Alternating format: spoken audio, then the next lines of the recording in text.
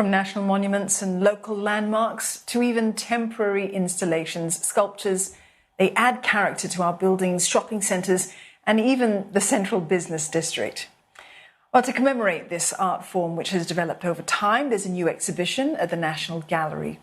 We carve out some time now to speak to Joleen Loh. She's curator of Nothing is Forever, Rethinking Sculpture in Singapore. Good evening, Joleen. Nothing is Forever. That's a rather cryptic title for an exhibition that's about an art form like sculpture, which many would argue has, more of an idea of permanence about it. What was the rationale behind the choice of that title? Hi, Don. Nice to speak to you today. Yes, the title was actually taken from a quote by the esteemed artist Tang Da-Wu, who is the founder of the Artist Village in 1988. So, responding to a question about what sculpture is to him in 1991, Da-Wu responded that sculptures are very much subjected to the natural elements like the sun, the wind, the rain, and it's always changing, nothing is forever. And we felt that this was really a poetic way to approach the ever-changing nature of sculpture that ranges from the durable to the time-based and ephemeral. So we really wanted to prompt visitors to reconsider their perceptions of sculpture with this exhibition title. And Joleen, tell us which piece stands out for you in this display. I can share about the work which visitors will first encounter in the exhibition, and that is Jimmy Ong's Raffles emphagies. So these sculptural torsos, which are made of colorful fabric, are actually reinterpretations of the iconic Sir Stamford Raffles statue, which has, as you know, its roots in Singapore's colonial past. So these Raffles effigies have in fact been intervened with before its display.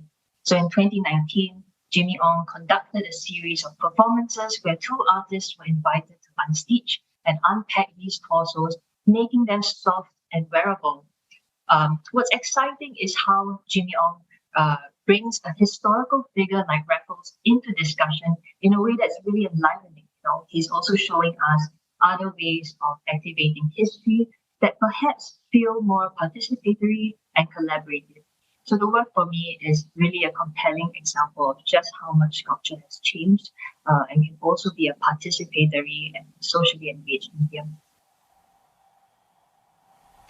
Well, over time, Joleen, there's been a clear evolution of how sculptors worked, with the use of different mediums as an example being a particularly delightful one. And I understand that there are some sculptures in this exhibition that are rather unusual, like one made in plastic. Can you tell us the story behind that? Yes, I believe you're referring to Lim Yong Sing's New Era. So the work is a floor-to-ceiling installation of inflated plastic bags, which looks incredibly sculptural and stunning because it towers over you, and you've seen this in the video earlier. So it was first made in 1976 for the artist's solo exhibition at the National Library, Singapore, and it was dismantled. And it's only really reconstructed, especially for this exhibition.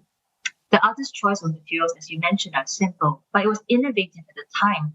So although plastic bags are ubiquitous today, in the late 1970s, they were really just beginning to enter the everyday lives of Singaporeans and was really a novel material for artists to work with, right? So the work is really significant because it challenged conventional ideas about sculpture, that sculpture must be durable, that it has to be robust, and placed on a plinth, right? So it's a perfect example of the evolving ideas of sculpture.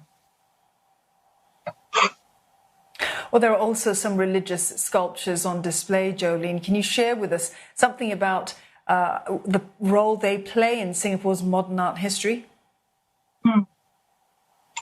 Sure, yes.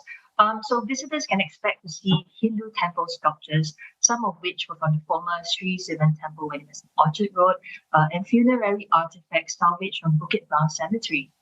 So actually, never have such temple sculptures been included in the histories of modern art in Singapore, right? Modern art has often been predominantly secular, and as a result, these questions of religiosity, of spirituality, has often been positioned outside of fine art. But nonetheless, we feel strongly that these sculptures are connected to ritual and performative aspects of religious experience, and are important to a larger cultural system here, to larger cultural systems here in Singapore. They really tell us about spiritual attitudes towards sculpture, and they are also very much, important parts of Singapore's built environment. And by including them here, we really hope to spark thoughtful conversations about this art form that can be easily seen all around us.